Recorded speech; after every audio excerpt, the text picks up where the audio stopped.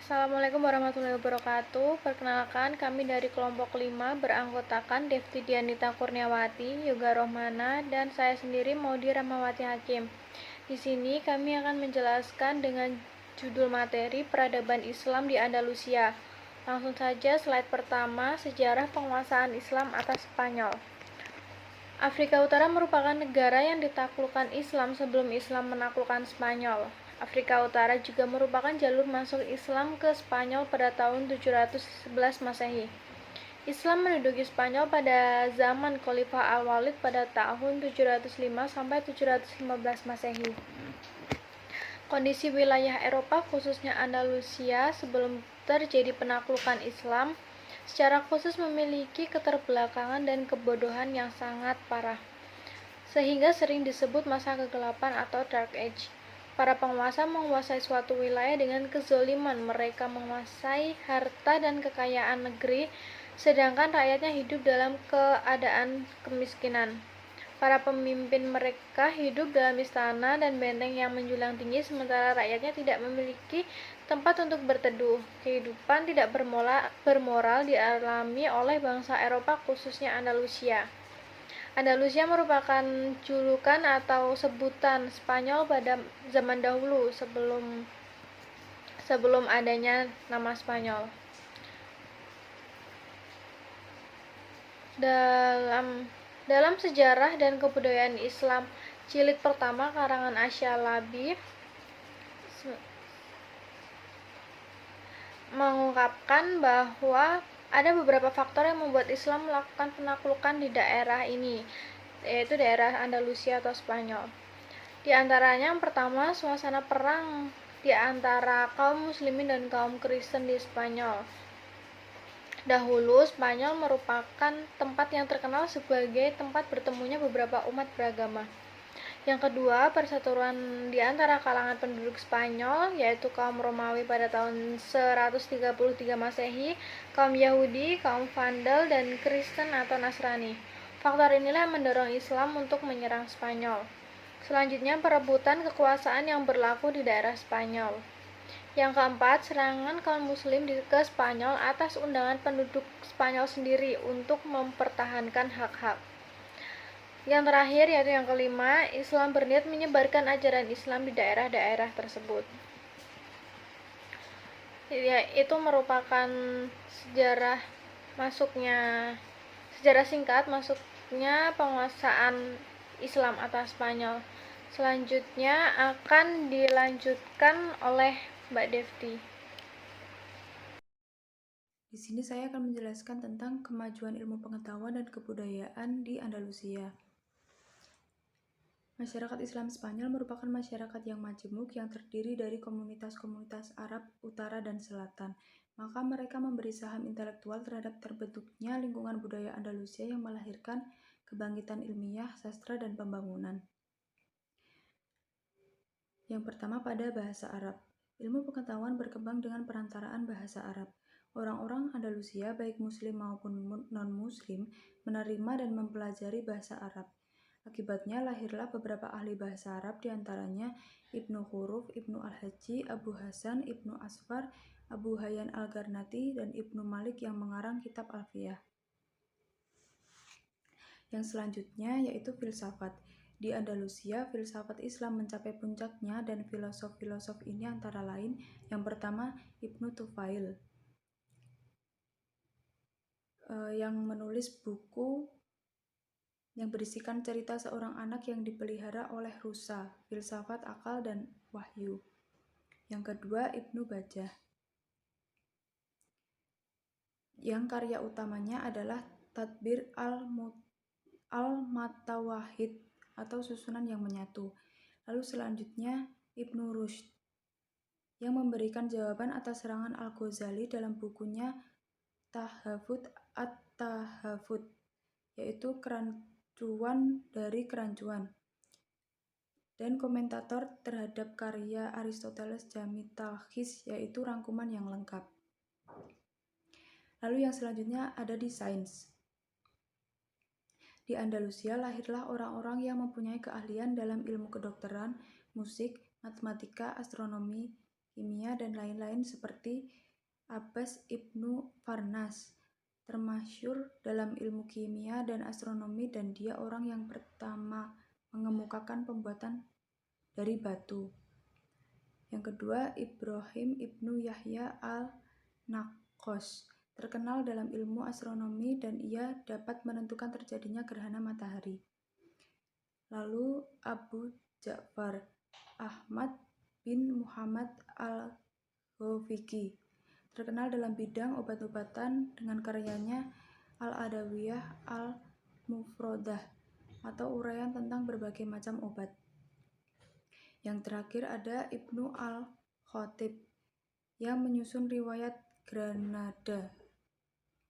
Selanjutnya ada fikih. Dalam bidang fikih terkenal dengan beberapa tokoh, antara lain Abu Bakar Al-Qutiyah, Ibnu Hazm yang menulis kitab Al-Mushalla tentang fikih. Selanjutnya ada Munzir bin Sa'id Al-Baluti yang pernah menjadi hakim agung di masa pemerintahan Abdurrahman III. Selanjutnya ada tasawuf. Andalusia memiliki nama-nama dalam bidang tasawuf seperti Muhyiddin Ibnu Arabi, sufi ternama yang menghasilkan banyak karya tulis, antara lain Al-Futuhat Al-Makkiyah, penaklukan Mekah, dan terkenal dengan paham Wahdatul Wujud atau kesatuan wujud. Yang terakhir ada musik dan kesenian. Dalam bidang musik dan seni suara, Spanyol Islam mencapai kecemerlangan dengan tokohnya antara lain Hasan Ibnu Nafi yang dijuluki Zaryab. Itulah sebagian dari kehebatan tokoh-tokoh yang pernah memberikan ilmunya pada dunia Islam, terutama di Andalusia yang sebelum kedatangan Islam sangat terbelakang. Baik, selanjutnya saya akan menjelaskan mengenai faktor-faktor yang mempengaruhi kemunduran dan kehancuran Islam di Andalusia. Kekuasaan Islam di Andalusia berlangsung lama dan telah memberikan banyak catatan besar dalam perkembangan peradaban dunia. Namun, selain catatan kesuksesan, terdapat juga catatan kemunduran dan kehancuran yang telah terukir selama kedudukan Islam di Andalusia. Penyebab kemunduran dan kehancuran Islam di Andalusia Spanyol terjadi karena beberapa faktor, baik itu faktor dari dalam atau internal dan juga faktor dari luar eksternal. Berikut merupakan faktor-faktor yang menyebabkan kemunduran Islam di Andalusia. Yang pertama muncul dari faktor-faktor internal. Pertama, perpecahan dan perebutan kekuasaan. Perpecahan, kerusuhan, dan pemberontakan telah berlangsung ketika Abdul Al-Rahman atau Al-Dakil menjabat sebagai amir. Perebutan kekuasaan terjadi selama beberapa tahun oleh kaum Berber, Yamaniyah, dan Tahririyah. Hal demikian juga terjadi pada masa pemerintahan Hisham, terlebih perpecahan ketika terjadi perang antar saudara sendiri.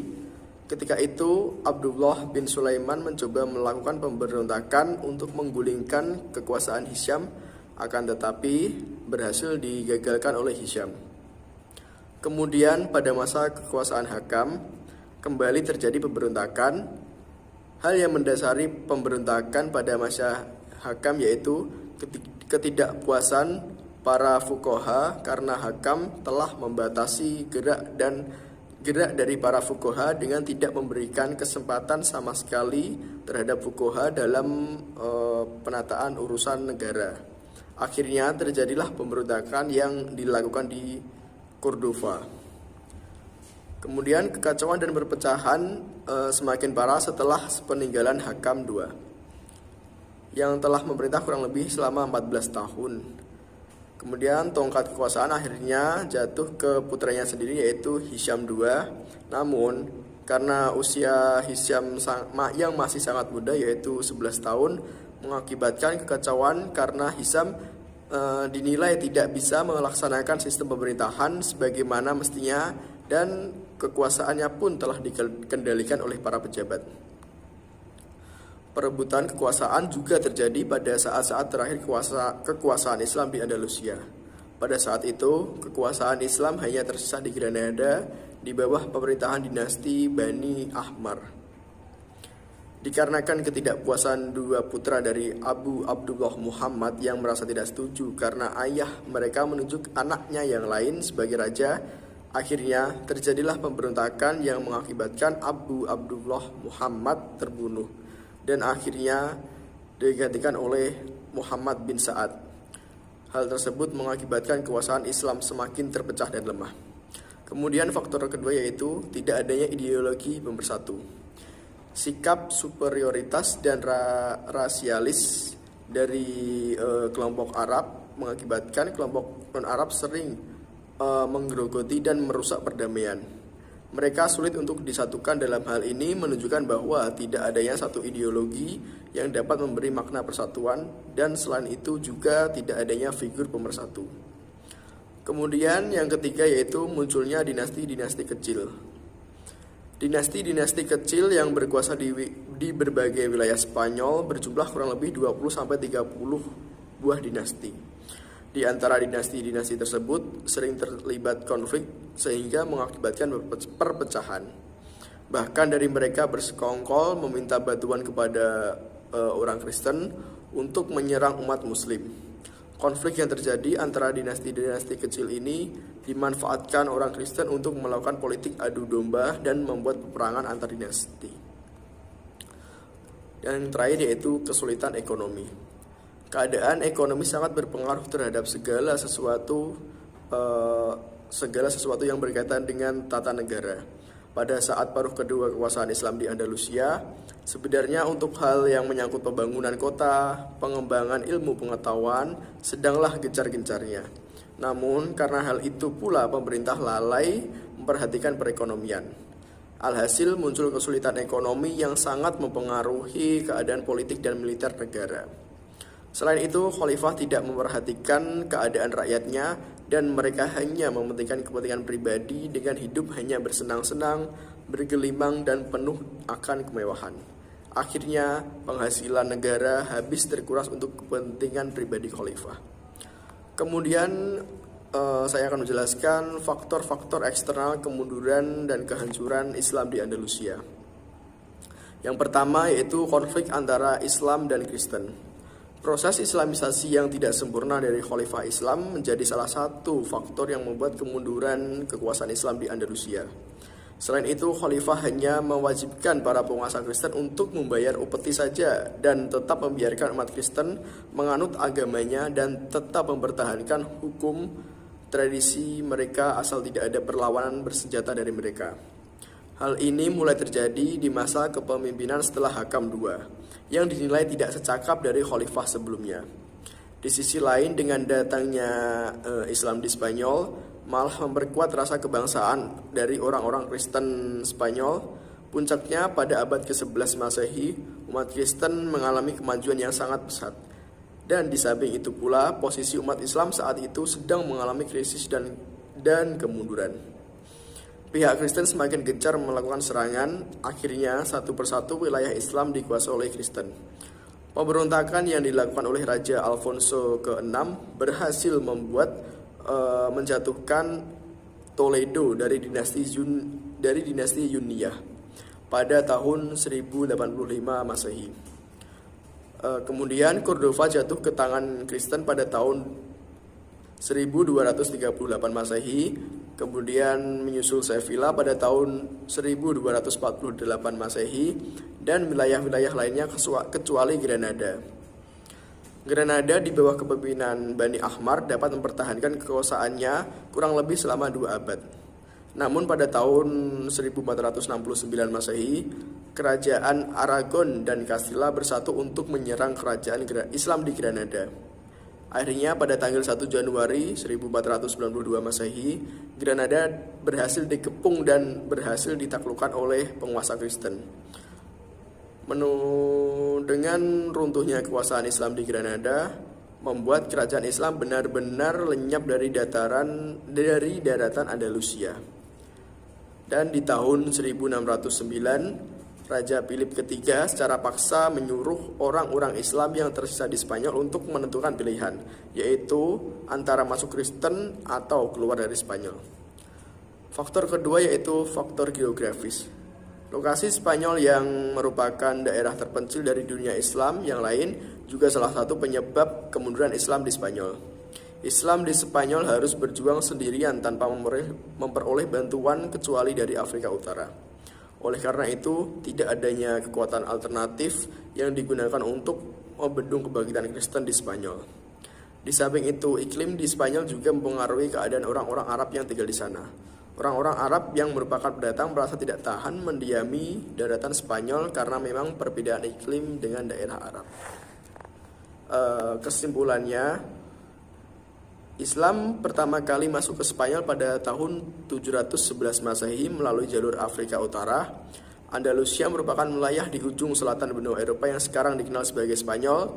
Pada saat itu, Islam di bawah kekuasaan dinasti Bani Umayyah semenjak Tariq bin Ziyad bawahan Musa ibn Nusair yang menjabat sebagai gubernur Kairouan mengalahkan pasukan Spanyol yang dipimpin oleh Roderick.